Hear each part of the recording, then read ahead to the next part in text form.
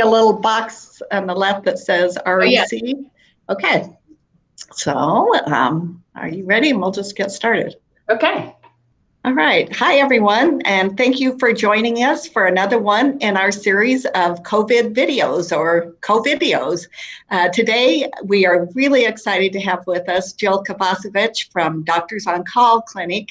Jill's a medical administrator there, but we were just visiting a little before this interview, and I think her real title is in charge of everything at Doctors on Call. So I'm going to turn it over to you, Jill, and tell folks what's happening and what is Doctors on Call. Great. Thank you, Kathy. Well, Doctors on Call is a walk-in clinic in Avon, Colorado. Dr. Kovacevic is our provider here. He is my husband, and we've been here for 30 years this May. Hard to believe. Over the years, we've served a lot of our employers with various different services, drug screening and DOT physicals and INS physicals, that sort of thing. But we've also kind of prided ourselves on making sure that we took care of our uninsured and our underinsured over all the years. So that's been a real bonus of being able to help those folks. And then otherwise, we have a regular patient base, just like any other doctor's office, taking care of patients for whatever their needs may be. And obviously, with the coronavirus and COVID-19, this became a whole new ballgame in terms of how we reach out to our patients and how we take care of them. So we've created several different things. And one of our first things is, I have a sign behind me that says Heroes of Hope. So I'm trying to make sure that my staff knows that they are heroes of hope. And actually that all of us are part of that hero piece. I think that sometimes we focus a lot on the healthcare folks as being the ones out there in the front lines, and they are, but they also really need the rest of us to step up and be heroes by going along with and really being responsible for our own actions and making sure we're in compliance with our county health orders, and really coming as a community together so that we can better be prepared and not overrun our healthcare facilities, because that's the biggest issue. I think there's probably a lot of people at home who feel, I don't feel sick, why should I have to stay home? But that's all part of that piece. And, I think that some of it is at Doctors on Call, what we want to make sure of is that we are getting health information to everyone who asks. So that's going to be one of the pieces that either the doctor or the staff can go over with anybody is, why is it important to wash my hands frequently? I'm at home, for heaven's sakes. Those sorts of things. And of course, in the clinic, we're washing our hands for 20 seconds. We're counting them, and doing it very, very often, and wearing our, obviously, PPE, which includes our N95 mask. So we've been very fortunate here that we do have enough of our supplies. All of our staff, and I always hesitate to say this because you're always worried about what might happen tomorrow, are healthy and working. So that's very good, not only for them, but for their families and for us, because they're able to help us with our patient base. We really want to, if you just go through the word hope, that health information is first. And then secondly would be offering patients direction and having some kind of way to communicate to them when they should ask for help, further help, either from us or from any other healthcare provider, including their hospital, and where to go if they should need to. So that's really important. Our services, patient care, we're still open. We are open 10 hours a day. We're open from 8 to 6. And I was telling Kathy before we got on to tell all you folks about Doctors on Call that Dr. Kovacevic gets up at 3:30 in the morning. He's in his office at 5 a.m. and he's here until about 7 at night. And quite frankly, he's been doing that for years. That's how he takes care of his patients. He's very hands-on. He wants to know right away what's going on with every patient. So it's a small practice, but he definitely is he has his own individual care for all of his patients. One of the things we've had to do, and I think every practice we're learning across the nation, which is really interesting, are all kind of instituting very similar things. One is what we call split flow. So we want to make sure that our healthy patients are safe, and we also want to, if needed, take care of our COVID patients. So that's one piece, and I'll explain that in a little bit. Second piece is telehealth. We're really making sure that we can keep access and keep our patients healthy by letting them have access to our provider with a telephone. We can do that over video as well, but what we found is it's much easier and streamlined right now to not burden people with an app or anything like that. They really just want to get on the phone and cover all of their bases with their doctor, and we've been able to get approval for billing for all of that. Almost all of the insurance companies have waived what we call the sharing piece for patients. So when we say your office visit is free, if you have insurance, that means you won't have to pay your co-insurance or your co-pays. The insurance company is going to pay for it, which is a bonus. So we've really been working hard on being an advocate for that.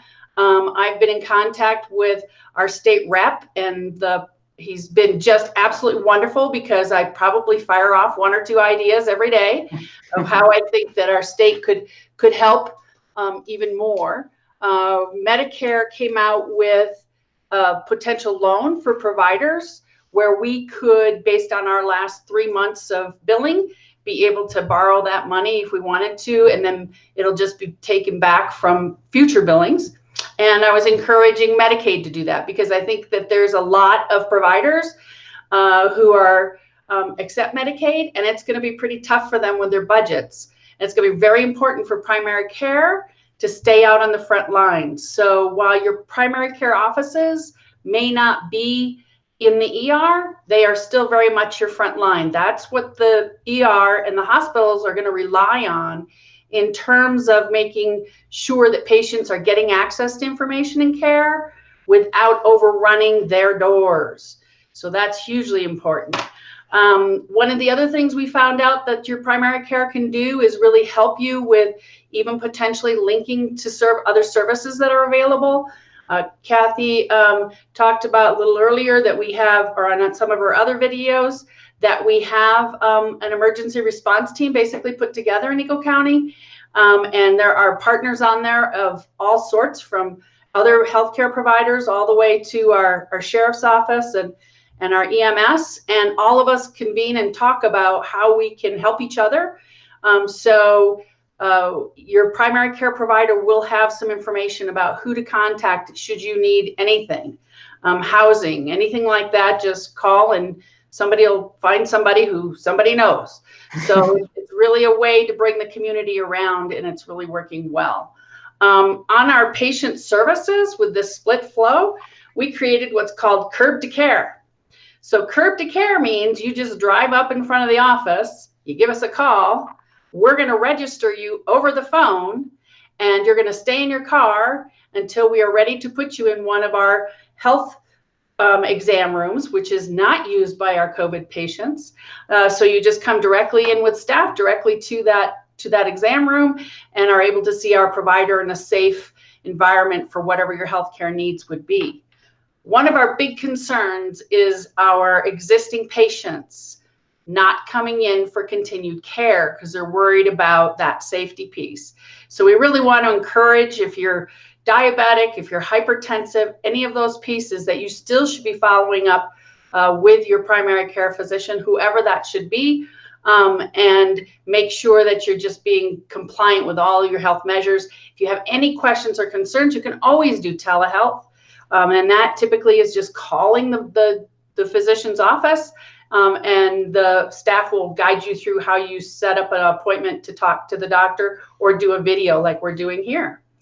And I think our last piece on the HOPE, HOPE, is encouraging hope, because, and I have to remind myself of this as well, we get a little overwhelmed, as everybody does that's trying to work on the pieces that are part of emergency disasters.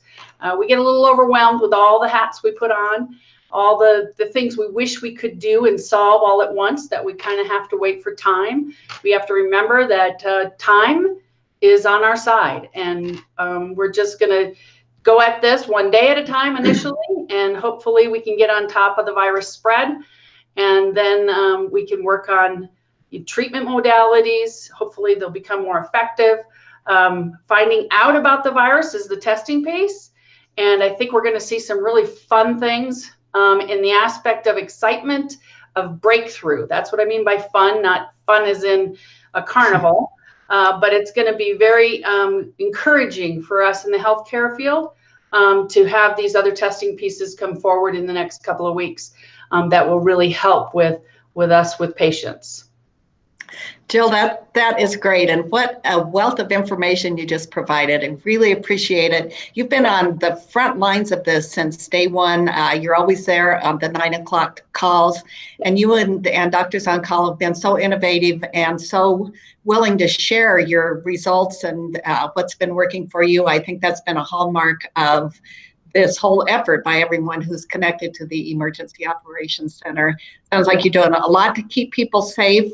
If people have questions, call your primary care provider. They are there to help you. You can also go to ecemergency.org. There's all sorts of information there. You can self-report your symptoms if you're feeling symptomatic. And there's some guidelines there for what to do if you think you have COVID-19 or if you know you do, for what to do for you and your household and try and keep your household safe and keep more people from being infected. One Valley Voice is also a good source to look at. And we just wish all of you good health. Hope you're doing well. Staying home is difficult, but keep doing it because we think it's making a difference in community spread. So keep washing your hands and keep expressing your gratitude to folks like Jill Kovacevic and Doctors on Call. We really, really appreciate the work you're doing to keep us all safe. Thanks, everybody. Hang in there. Thank you, Kathy.